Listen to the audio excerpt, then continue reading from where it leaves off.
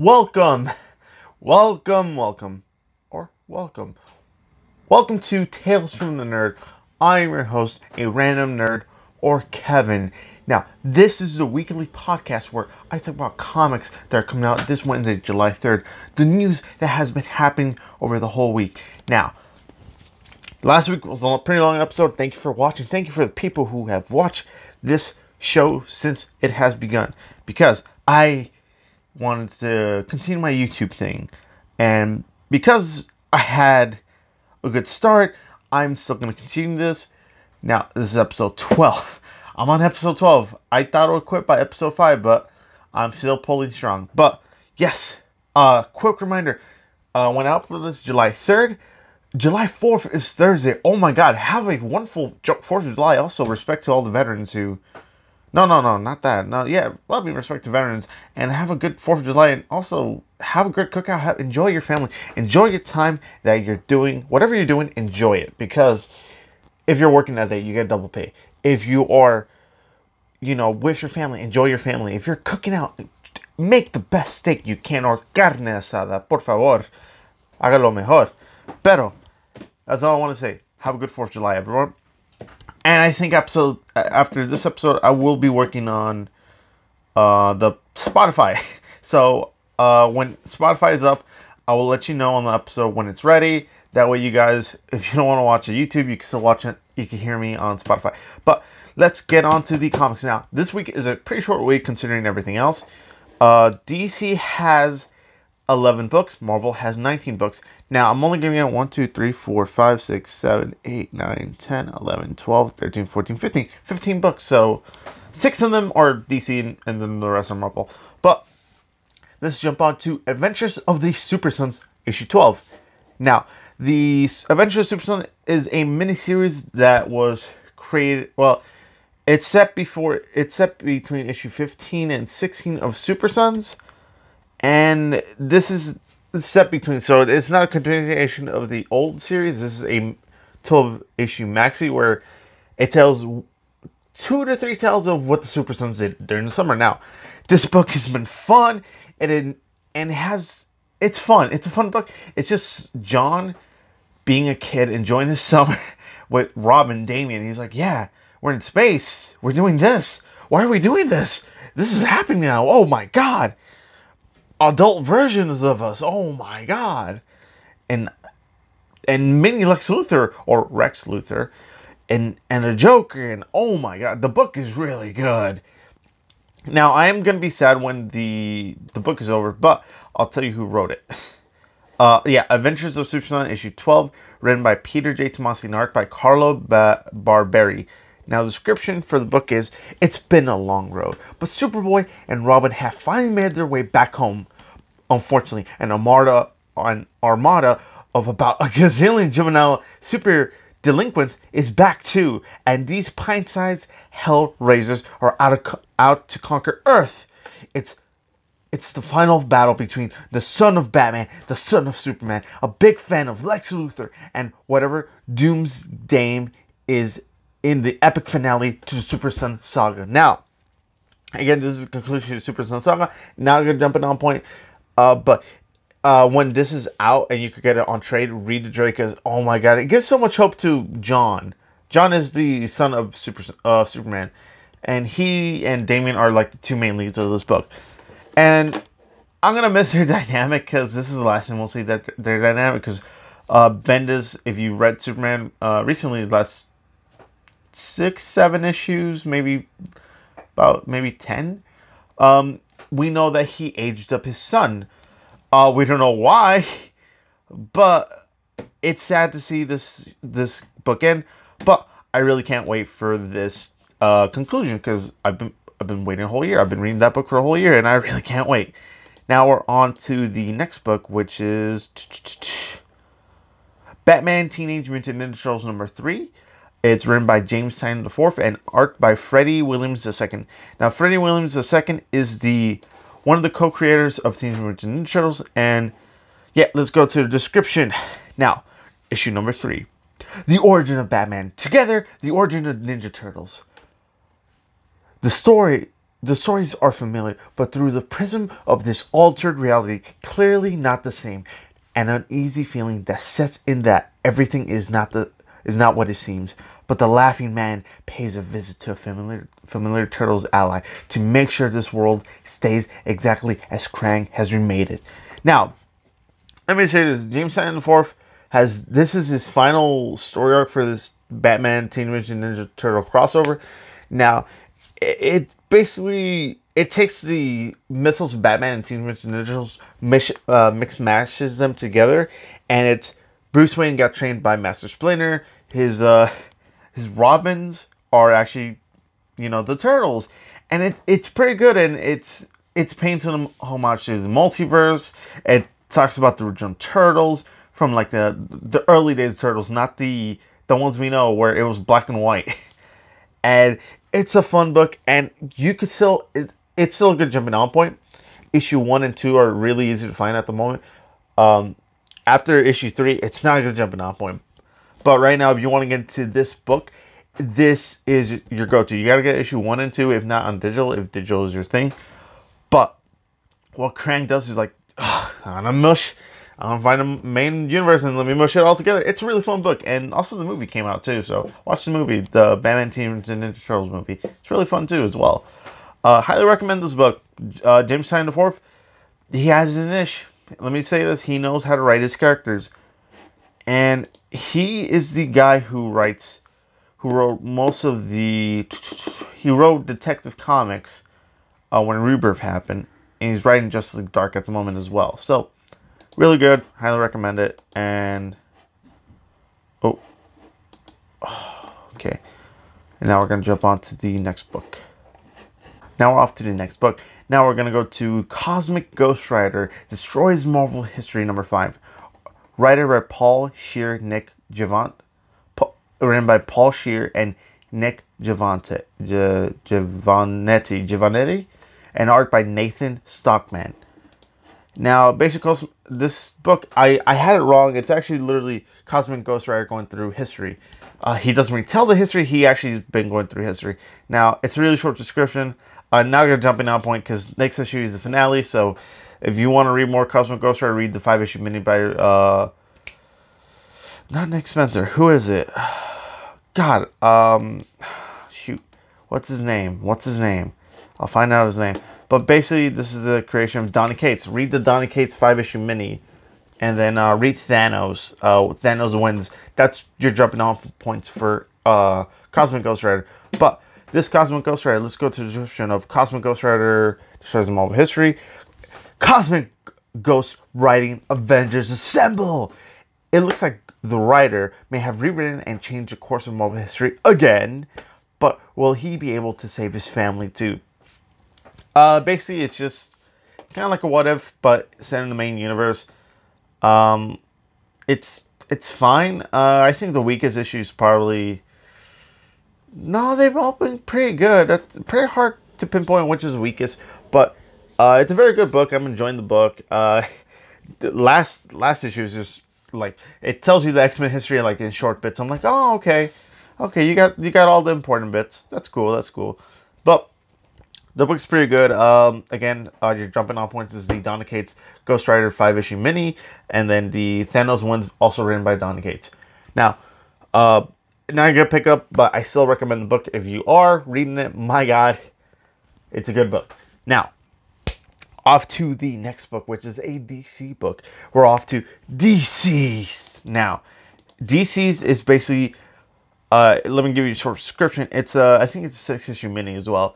This is your final jumping on point as well. But DC's number 3, written by Tom Taylor and art by Trevor Hairsine and Stefano Guadiano. Now, the description for the book. Something a bit stuffy. Heroes, villains, gods, and gods have fallen. Cities have collapsed. The virus strengthens to reach below the waves and even the island of Themyscira. The race to save planet Earth is on. The surviving members of the Justice League have learned the secret to spread the virus. To the spread of the virus, but it's already too late to stop it. Is it already too late to stop it? It's just a question. But DC's basically DC's version of zombies, of how Marvel had zombies, but it's a little different. It's basically a virus from the anti-life equation that cyborgs spread around the internet, and then everyone who looked at their phone who had the virus, you got infected. Now, it's really good. And what they do in issue 1 and issue 2, I'm like, oh my god. Because I'm not going to spoil it, because it's a really good book. I highly recommend it again. But yeah, this is your jumping on point. After this, issue 4, you have to wait till trade, or you could hunt down your other issues. But it's a really good book. I highly recommend it. Now we're on to the next book, which is a Marvel book. We're going to go to Dead Man Logan, number 9, written by Ed Brisson and art by Mike Henderson. Now, this one is a 12-issue mini. It's basically Old Man Logan coming back to his world because he wants to die. And it's not a good jumping off point at the moment because it has like 4 more issues before it ends. But basically, this is the description. Return of the Beast. Before he left the wastelands, Old Man Logan slayed the feral cannibalistic animal once called Victor Creed, better known as Sabretooth. Their centuries-long rivalry ended the only way it could, with a corpse. But nothing tends to stay dead out here except the ones you love. Again, this book is pretty good. I do enjoy it. It could be shorter, in my opinion. They could have made it shorter, but I'm guessing because they want to end this character, because the main Logan is back. But the funny thing is, the main Wolverine, he doesn't have his own book. There's a lot of different Wolverine books. He's in Savage Avengers. He just finished the Wolverine Infinity Gauntlet. He's with the X-Men. He doesn't have his own book, which is very weird, but I'm liking what they're doing at Dead Man Logan with this Old Man universe, because we had Old Man Hawkeye, we had Old Man Quill. Now we're dealing with Dead Man Logan. This is set after 7 years after the Old Man Logan story, so this picks up after that. I think in issue like 4 or 5, but not just jumping on point. But if you love anything Wolverine related, this is your book. But I highly recommend you get the trade. Now we're gonna go to the next book. Now we're going to jump on to Deathstroke number 45. So Deathstroke number 45, I got to look for it. I have multiple pages open at the moment. Deathstroke number 45, written by Christopher Priest and art by Fernando Pasarin. In the wake of Slade's death, a new Deathstroke has vowed to complete his last unfinished assignment. But the Master Assassin Shadow has plans of her own, looking to step into the late great world's greatest assassin and usurp his place in the villain's hierarchy. Meanwhile, Rose Wilson discovers the identity of the person responsible for her father's death. Can her brother Jericho stop her from seeking vengeance? Also in this issue, Slade Wilson's son Jericho accepts Lex Luthor's offer of power, but he's determined to use it as a force for good. So why is Lex smiling? Now, this is basically this is the aftermath of the Terminus. I think Terminus Agenda. What Titans, they had a crossover. I think that's what it's called. I could also look it up it was a couple issues ago too. But basically, Slade's dead. This is not your jumping on point. This is part 2 of the storyline.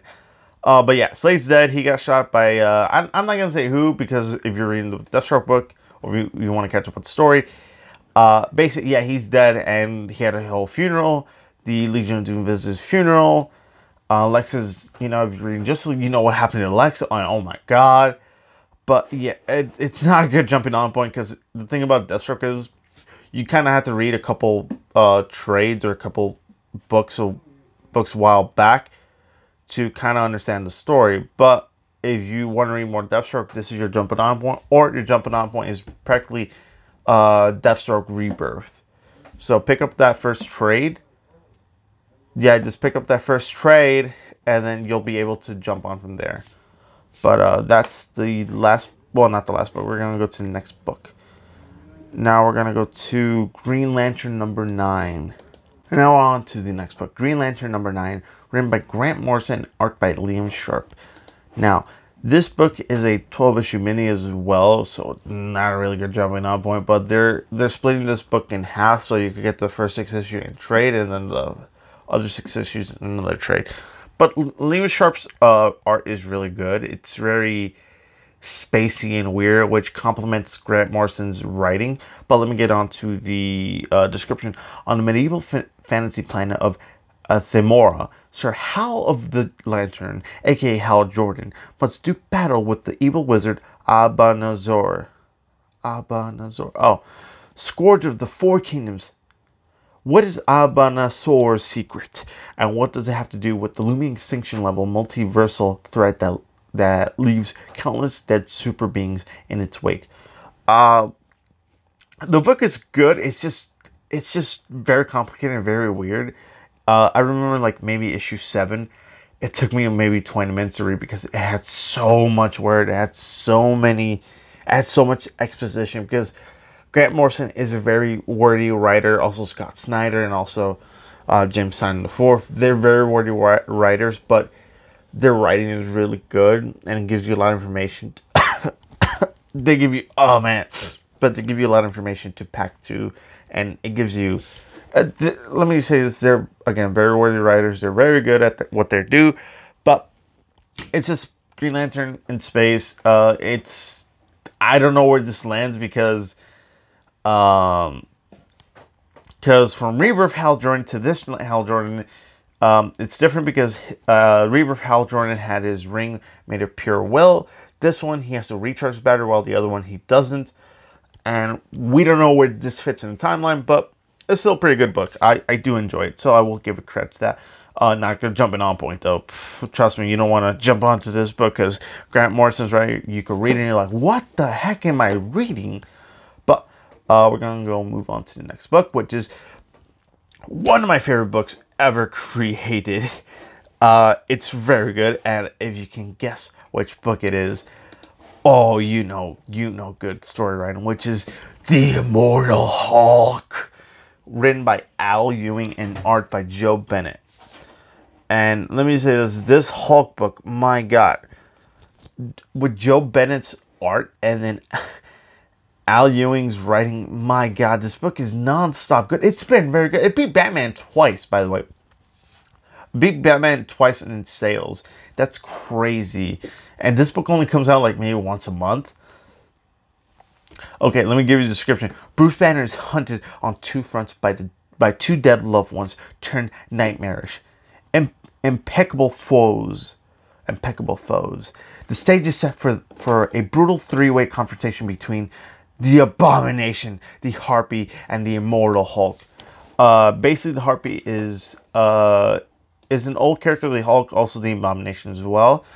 And if you've been reading the Hulk, you know who the Abomination is. You know who the Harpy is.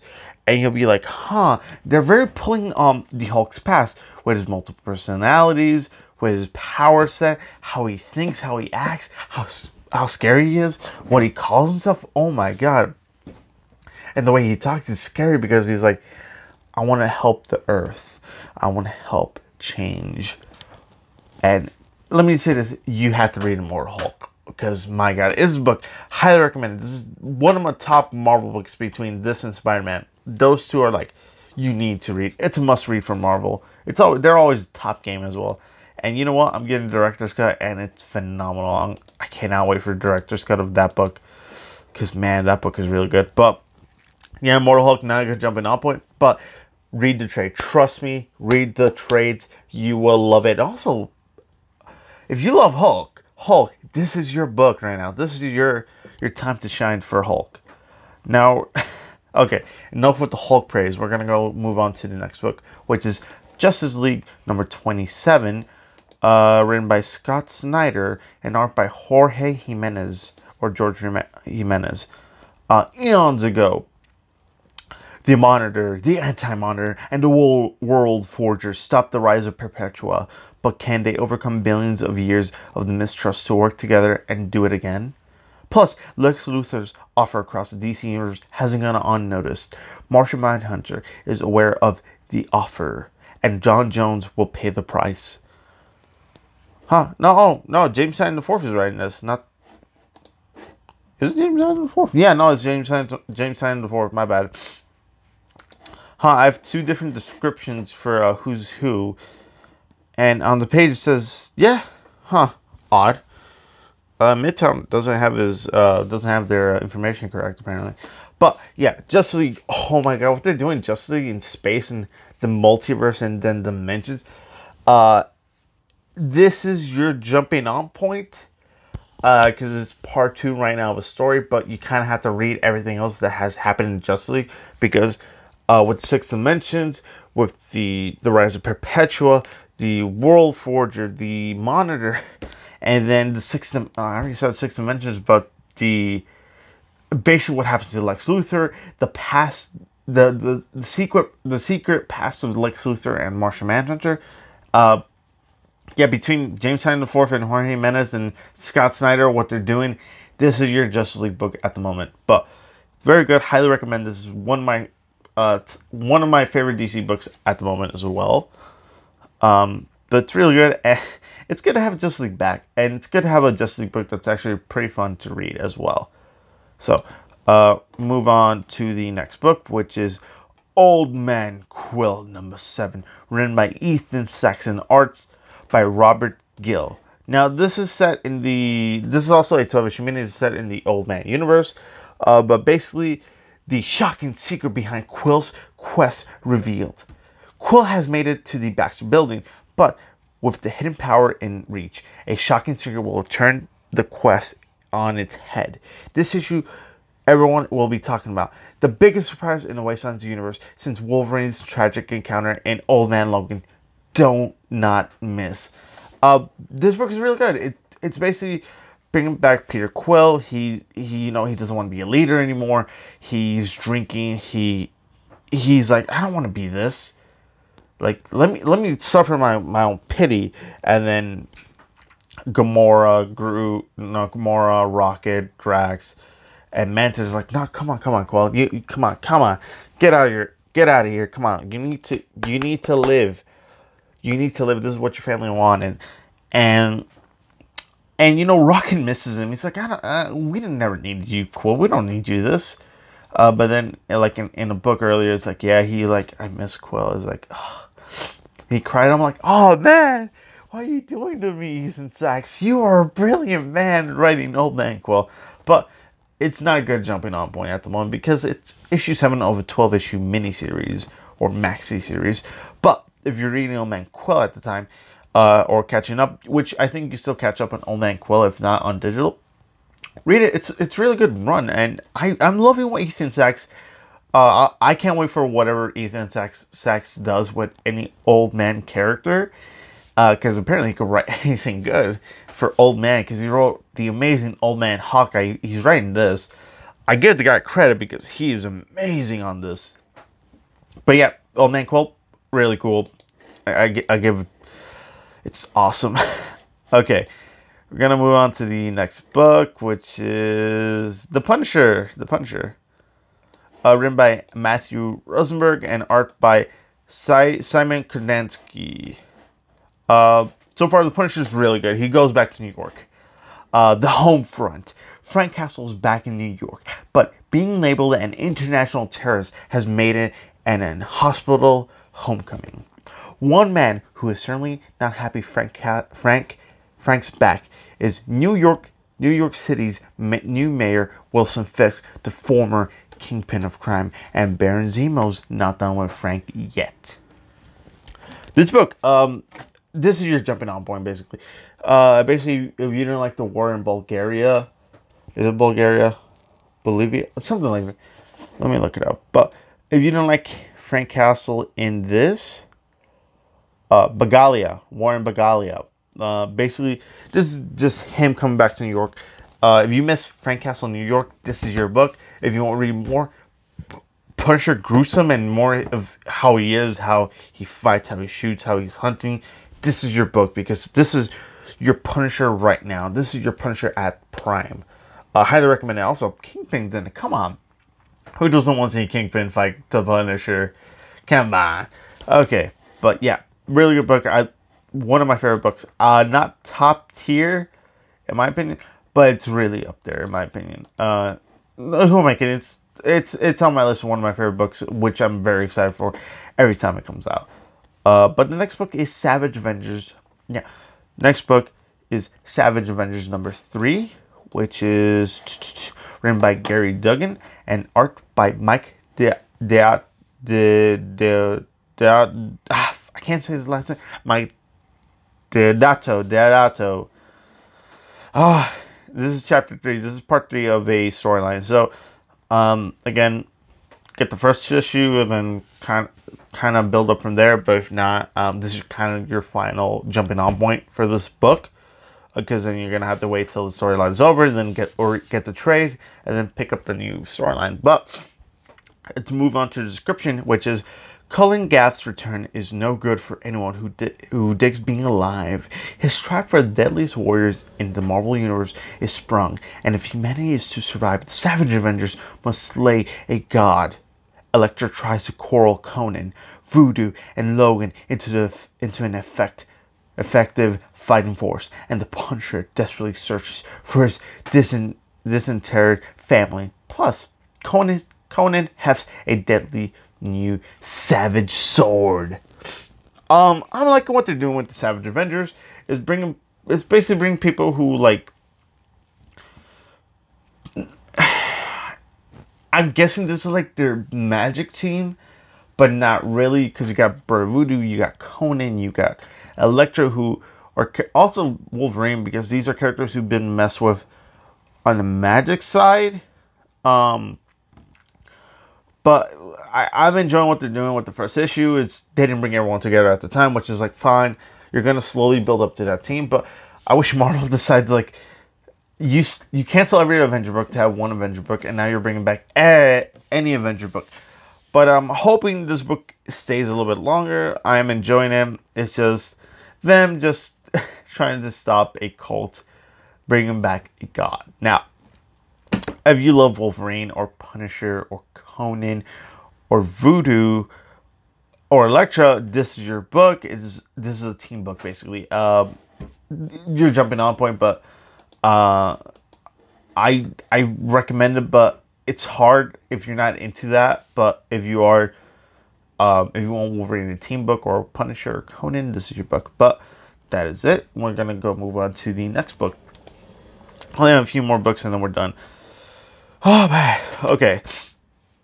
Secret Warps, Soldier Supreme Annual 1, Secret Warps Part 1, Acts of War.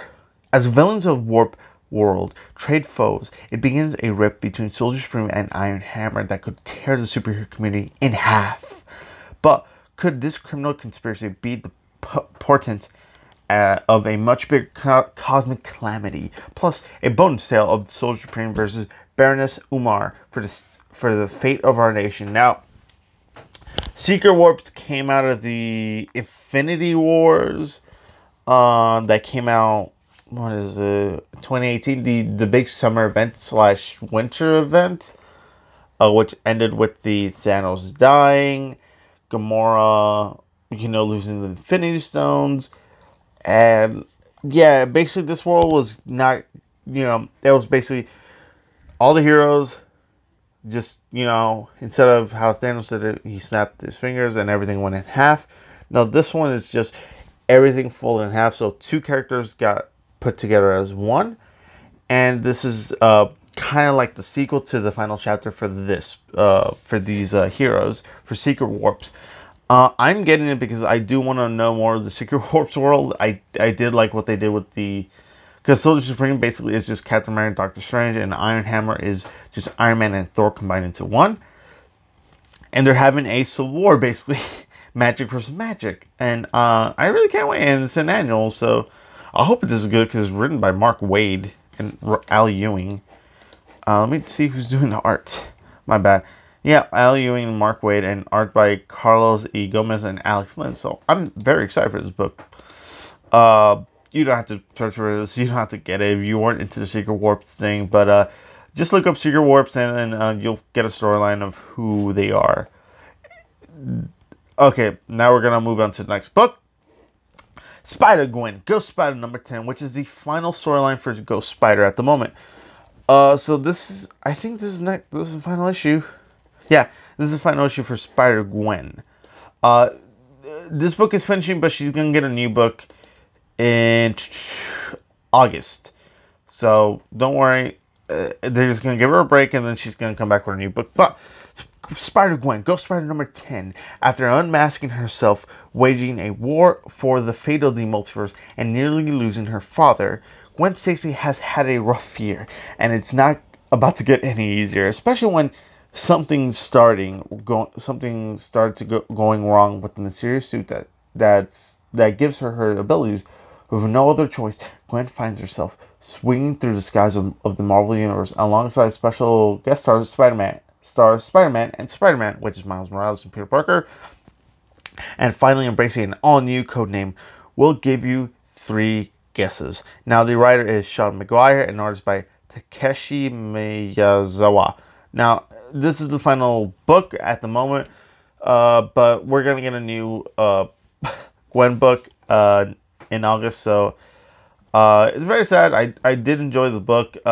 It's just hard to come back after the tie-in of Spider-Gwen, because originally it was Spider-Gwen tie-in, and then I thought it was going to be a mini, but no, it continued on. It lasted 10 issues, I'm surprised.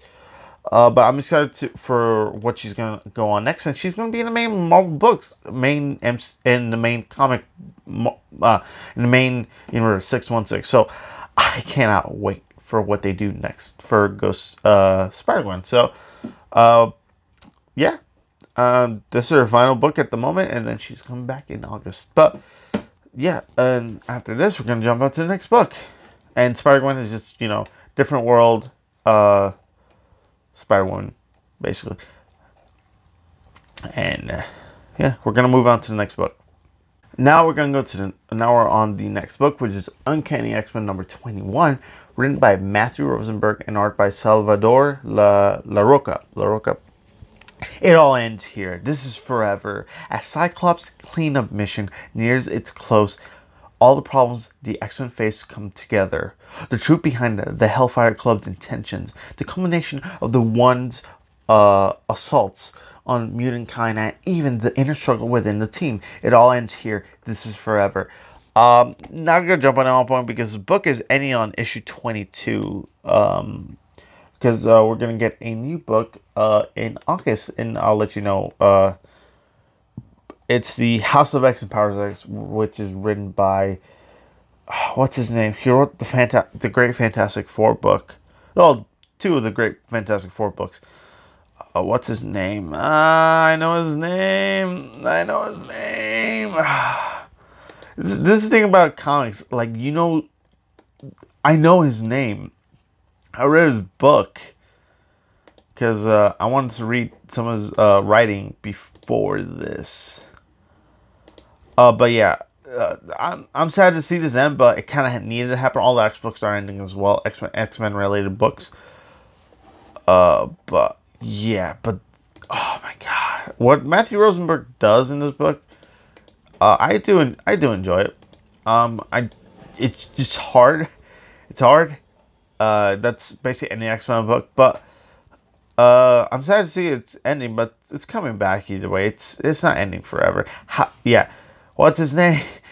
What's in the box? Jonathan Hickman. There we go. The great Jonathan Hickman. He's writing the new X-Men, the 2 X-Men books, and then he's having his own solo book, I think.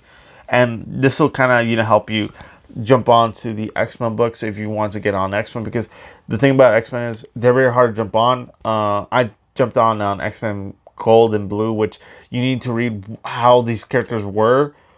Again, X-Men is very hard to do on history, but yeah, that's all the books that are coming out this week. Let me know what books are you excited for. I'm excited for DCeased, Adventure Super Son, Immortal Hulk, and Justice League, and Old Man Quill, and Punisher. I'm excited for all the books, but the main 2, if I had to choose from one for each company, it would be DCeased and Immortal Hulk. So that's all the comics. Now we're gonna move on to the movie news. Now, The Matrix. Basically, we're gonna get supposedly a new movie. These are rumors, by the way. But basically, Michael B. Jordan is attached to star as in the Matrix movie, and as well as produce the movie. It's supposed to come out. I don't know when it's supposed to come out, but principal photography is reported to schedule to start as early as the first half of 2020 in Chicago, which is where I live, which is my city, with a crew currently being quietly put together for pre-production. There's still no word if this is a reboot, sequel, or prequel, given how poorly received the last two movies in the franchise were. This is definitely a gamble on Warner Bros. Part, as the Wachowskis have proven themselves to be very hit and miss. That's true. Actually, the Wachowskis, their films haven't been that good. The first really only good film was part of The Matrix, which is the only good film. The Speed Racer one wasn't that good either. I loved it, but now I rewatch it and I'm like, oh, that's not that good. Yeah, I mean, again, it's hard to sell on a Matrix film. Come on, it's been a long time. It's like Avatar, basically. Yeah, no, I'm again, I have to see photos or a trailer. Are you excited for a new Matrix film with Michael B. Jordan? Let me know. But me, iffy. I mean, I'll group on the Matrix, but I don't know. It's not for me anymore, unfortunately. But yeah, we're gonna go move on to the next news, and it is very sad because Kristen Ritter, the actress who plays Jessica Jones, is not interested in playing Jessica Jones after the series cancellation. As you know, the Jessica Jones show was canceled back in January because, yeah. Yes, he says, do I think I'll play her again? I don't think so. The actress admitted, I feel like I played her, I feel really good about it. I feel good about closing the door. So that means that we can probably forget about any sort of reunion for Defenders, with the door closed for each Marvel heroes returning at least at 2020 or 2021. You have to believe the actor will have moved on by then.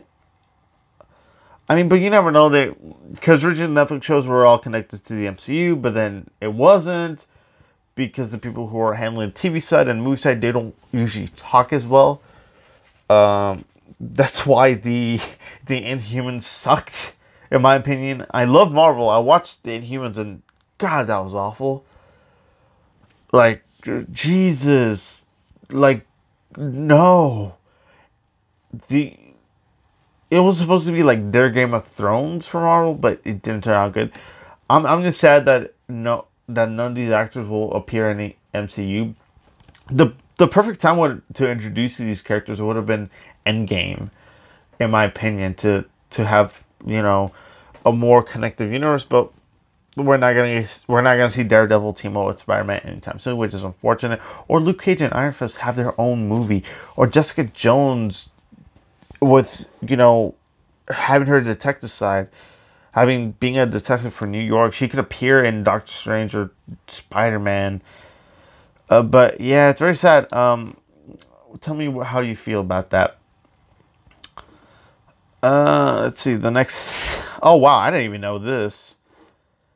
Yeah, that's ooh, this is juicy. Now, Batman 1989. Not Val Kilmer. Michael Keaton played the Dark Knight, and yeah, my God, yeah, he was good in that role. But you would have never guessed who originally Warner Bros. Wanted. Steven Seagal. Yeah, big old Steven Seagal was supposed to play the titular character of Batman. There were a lot of people of Warner Bros. Who wanted to cast with an action star. They wanted to cast the part as Batman as opposed to casting Bruce Wayne. You have to make Bruce Wayne work because Batman is, for the most part, going to be the stunt guy. It's going to be somebody running around in costume in long shot. You don't need the martial art expertise of, say, Steven Seagal or somebody like that, because you can fake all of that kind of stuff. Seagal was one of those people that was suggested to us. Yeah. No, he would have been awful as a Batman or Bruce Wayne. Yeah, he would have been bad. And that was Steven Seagal, maybe voicing Batman, I think that might work for him, but yeah, no. But yeah, that's that's really all. We're gonna talk about a few more things right here. It's a pretty slow week. It's not gonna be an hour or 40 minutes podcast. It's just gonna be a short podcast today. I'm just gonna get a few more articles ready before that. Yep, but pretty much. But tell me, what are you excited for the 4th of July? I really want to know. Also, I'm gonna please follow me on Instagram and Twitter. By the way, I'm gonna start posting more pictures and stuff in those platforms so I can reach out more. But yeah, Kevin Feige, the guy who sets up every Marvel film, the head guy for Marvel at the moment, says that we've been working for many years on Infinity War and Endgame and Spider-Man Far From Home. Those were the films that were culminating to the entire Infinity Saga of the MCU, and as we were working on Endgame, we realized that the true end of the entire Infinity Saga, the final film of Phase 3, had to be Spider-Man Far From Home, because we lose Tony Stark at the end of Endgame. Spoiler alert. But yeah, I mean, the relationship between Peter Parker and Tony Stark is so special over the 5 films. Tom Holland has portrayed Spider-Man in the MCU that we need to see where his journey went and see how does Spider-Man step out of the shadow from his mentor Tony and become the true hero that he's always meant to be.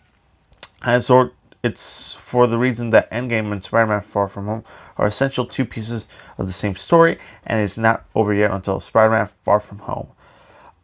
Yeah, I mean, I originally thought Endgame was going to be the final MCU saga, but apparently Kevin Feige says, yeah, Spider-Man will be like the epilogue of a book. And I wonder, because Spider-Man Far From Home will see the ramifications of the snap of the 5 years and who disappeared. How will people age? I mean, here's the thing. People lost 5 years. People grew. And someone who got snapped, if they were, let's say, 5, will they be 10 or are they still technically 5? I mean, those are questions that are going through my head, because that's a whole 5 years you lost. What if you got married, you lost your wife, and you were sad, and then the next day she's back? Is she? I mean, she didn't age today, but is she older now? Because technically in America, I mean, technically in the world, you age whatever year. And oh my God, I'm thinking of so many questions. But yeah, I mean, that's crazy. How, again, this universe is always cause and effect. But I really can't wait for this movie. It's coming out on Tuesday, which is the first MCU movie coming on a Tuesday. And yeah, that's the only movie that's ever come on Tuesday. Honestly, I already bought my tickets. I'm excited because I want to see Mysterio, because a little known fact for Spider-Man 4, Sam Raimi, it's a little tangent. Just a little bit tangent. What's his name? God damn it. Sam Raimi, who directed all the films, he directed Evil Dead. Bruce Campbell originally was going to play a fat version of Mysterio. And not gonna lie, I would have liked to see that. That would have been epic. But we never got Spider-Man 4, and how Marvel trolled us last week. I doubt we're ever going to see any continuation of Sam Raimi, but you never know. You never know. In comics, you never know. But yeah, that's pretty much it for the Spider-Man Homecoming stuff at the moment. I'm not done yet. And basically, Kevin Feige recently met up with the Noah Hawley. Yeah, because he originally was, I think, writing or directing. Yeah, let me read the quote. I did sit down with Marvel Studios president Kevin Feige recently, and I said that I look at myself as sort of the Marvel R&D department. Hawley said, shedding some light on their meeting was about, I know the genre can do all these amazing things that the MCU universe is, but my feeling is, what else can we do with it? Can we make it surreal? Can we make it musical? Not as gimmicky, but all those techniques are about putting you into subject experience of these characters. After explaining that, he and I could talk about the entire comic book movie genre. Director wanted to reveal that he's still having a conversation about making a Doctor Doom movie. Yeah, because he originally wrote the script of Doctor Doom back when the Fox thing was still on, when Fox still owned those characters. But since the Disney merger, it's been on limbo of where we're gonna get that not Doctor Strange, Doctor Doom film. Yeah, I would love to see Doctor Doom film done properly, in my opinion. That's really about it. I mean, it's just a rumor about that. Kind of hard. I mean, yeah, but I would love to see a proper Doctor Doom film, or proper Doctor Doom characters, to be honest.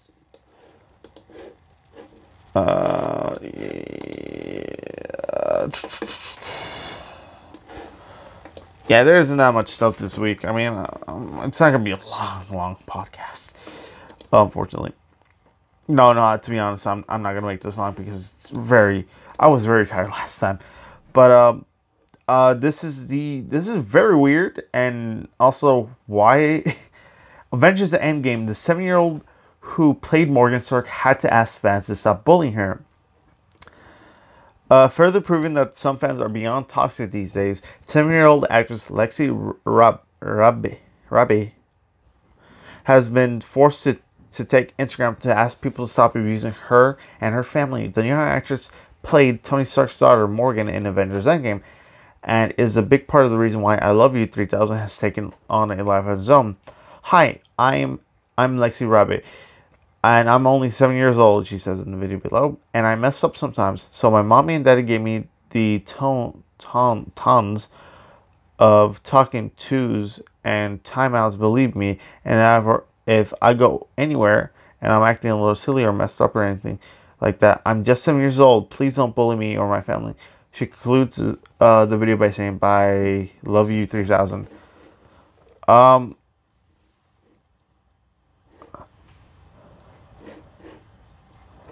I mean, she's a little girl, man. Why are people bullying a little girl? She's only 7. Come on. I thought we were better than this. Come on. I mean, why do you have to bully a kid? She's only 7 years old.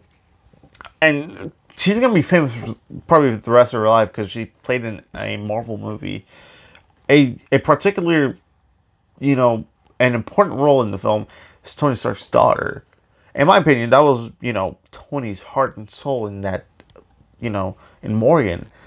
But, yeah, I mean, come on, when she has to say stop bullying her, let me ask you this. Why are you bullying a 7-year-old? That's not good. If you're over her age, if you're older than 18, you have to understand. She's only 7. Come on, people. She's only 7. And if that was like my daughter or my niece or my sister, I'd be like, I'll announce like, please stop, messing with my family or messing with my sister, because it's not fun. You wouldn't like it when people mess with your sister or your cousin or your daughter. It's just very sad to see that people are bullying this little girl. It makes no sense, and I mean, there are fans. But, like, come on. You don't have to bully a 7-year-old girl. Like, really. At that point, you are not a good person. If you bully a 7-year-old, you are not a decent human being, in my opinion. You're an asshole at that point. I don't curse as much. I don't try to curse as much. But you're an asshole if you do bully a 7-year-old. How pathetic are you to bully a 7-year-old child? That's pretty much the lowest. That's pretty much how I feel about that story. You're an asshole if you curse, if you bully a 7-year-old child. But that's all I want to talk about that. Let's move on. We're gonna talk about the Black Widow set, and we got a possible look at Taskmaster. Now, it has been revealed earlier this year, or as late as last year, that we're getting a Taskmaster in the film. And I said, okay, yeah, Taskmaster. I always liked him in the books and the cartoons. He was only in Ultimate Spider-Man. I was like, yeah. Yeah. I'm looking at his costume. He has his hoodie, but he doesn't have a skull mask. Not gonna lie, I thought he was Lord Zed from Power Rangers. I thought it was a Power Rangers bad guy. Jeez. Yeah, it looks like Lord Zed without the whole spike thing. But yeah, I mean, of course, if I look in the comics, people are making fun of it. And I gotta lie, it does look like a Power Ranger villain, in my opinion. But I'm still gonna see Black Widow because Black Widow, she's finally getting her film, but she did. But yeah, also, we also had to look with, Ultron, the Black Panther, the Captain Marvel stuff, just Black Panther, and oh my god, someone put that horrible Doctor Doom costume. Put that away. Put it away. Yeah, someone put a Lord Zed gif in the comments. But yeah, he looks, I mean, until we see like a trailer or, an actual thing that shows, okay, this is a proper, maybe it's pre-Taskmaster. Because, sometimes in MCU, you do the pre-costume, then you do the costume. Like the Iron Man 1 Mark 1 costume, then the Iron Man Mark 3. And then evolve from there. It could be that situation where something maybe happens to his face and then he has to have a skull face. But yeah, I mean, he could be Taskmaster, or he could be a lackey of Taskmaster. It could be like Taskmaster may be the main guy and he has his lackeys wear that costume. But yeah, I mean, that's all I gotta say. There's also something over here about Birds of Prey, which actually I have to look up because it's not popping up at the moment. It's not popping up properly, which sucks. It's not popping up. Okay, I know the cast of Who's Who, but I want to see the photo. I want to look at the photo. Yeah, this just says, although we've seen some, okay. Oh, people are saying, oh no. I haven't even seen the costume yet. Ooh. It says the DC EU Israel fan page has shared what appears to be the official promo pic of Margot Robbie in her Harley Quinn getup. We have seen glimpses of this pink and gold ensemble in previous snaps, but this is our best look yet. Which, unfortunately, I don't see it. I don't see this. Maybe this one? No, yeah, they took it down, so I can't probably find it either. But let's see if I could Google it. Sorry. More of a tangent. While this gets looked up, let's talk about the Charlie's Angel teaser trailer that came out, and not everyone likes it. Here's the thing about Charlie's Angel: they did the 2 films with Lucy Liu and Drew Barrymore back in 2001, and I think there's another actress. I just don't remember her name. I think she quit acting too. But yeah, I mean, I liked the first one when I was younger. Now I'm like, they're okay films. But my biggest crush for those films has been Lucy Liu. Come on. Lucy Liu is amazing. She hasn't aged. God, she's beautiful. But also Drew Barrymore. I mean, all those casts are beautiful. I mean, I don't know. I don't know how I feel about this. I mean, it's okay.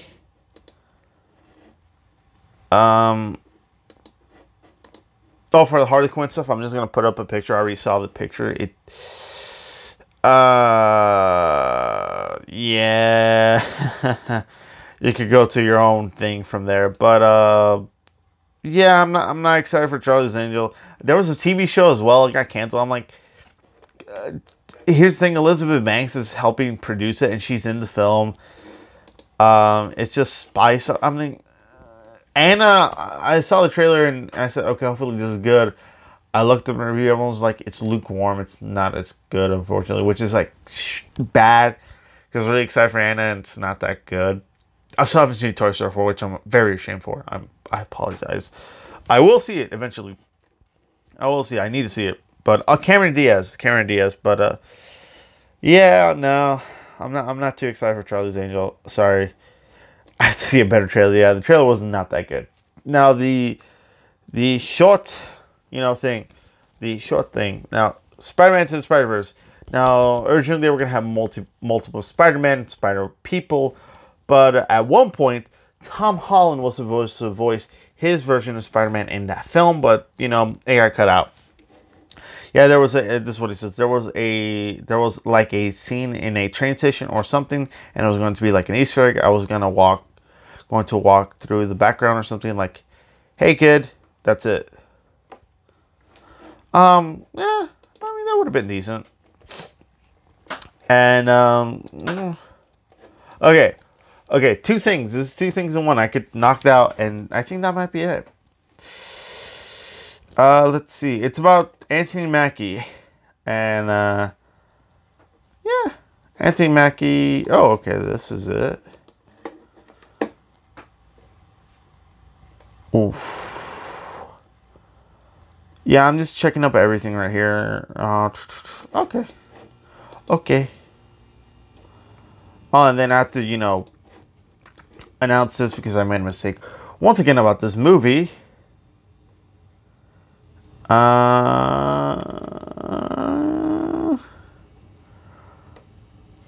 Yeah, this is it. The final news pieces.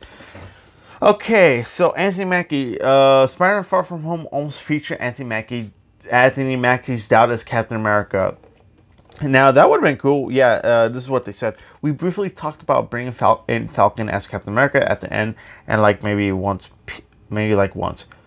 Peter's Arst, and he's sort of like leading the team, like maybe he calls in favor.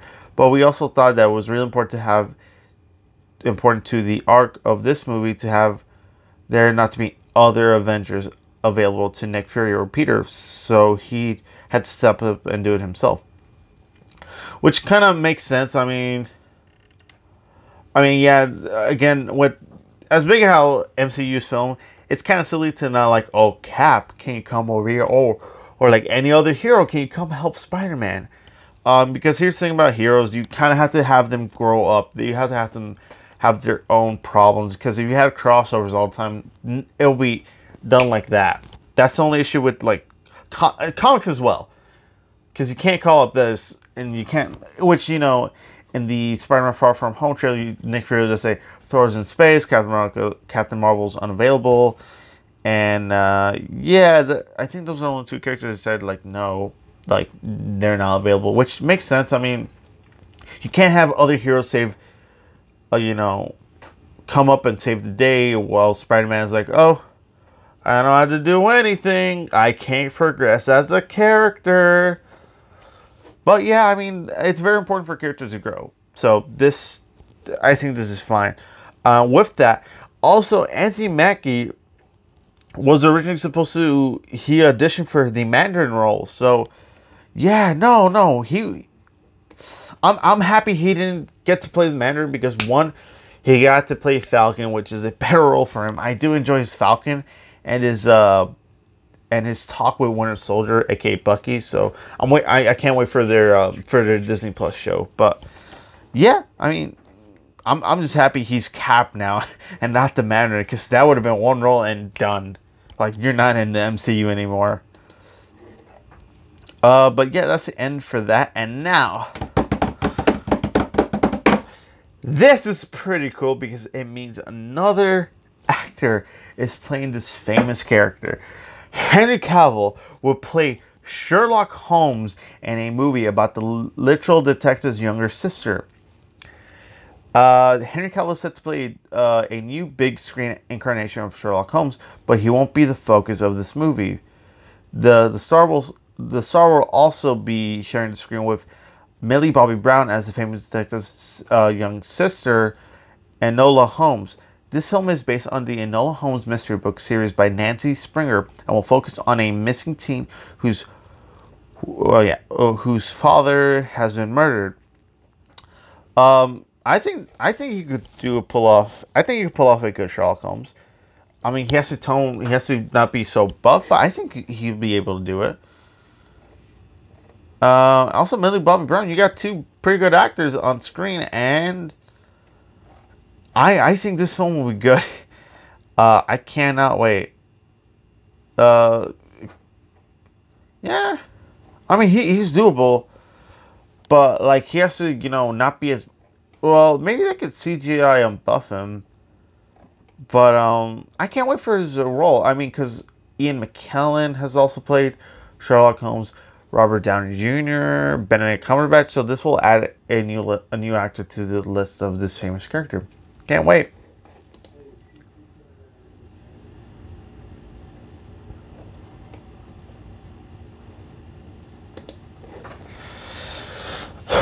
Okay, the last piece of news. Melissa McCarthy is set to play Ursula in The Little Mermaid. Yeah, Melissa McCarthy. She's gonna play Ursula in live action. God damn it. Yeah, Melissa McCarthy is set to play the Ursula character in the live action Little Mermaid, which is Rob Marshall is officially directing the movie. The movie was announced in 2016, but it's been through stages basically, and it's taken this long to actually set the film. I don't know why they chose Melissa McCarthy. I hope she can sing good. I mean, I feel like I mean, it's a Disney film, so I kind of guess like maybe Melissa McCarthy said, "Yeah, I'll do it." I mean, it's a Disney film. I mean, who wouldn't want to be in a Disney film? Come on. But yeah, that's really where I'm gonna end the news here. And this is what I want to say here.